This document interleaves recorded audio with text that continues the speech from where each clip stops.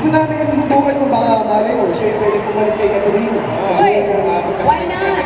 Kunyari na lang ganito sitwasyon. Kunyari meron isang eksena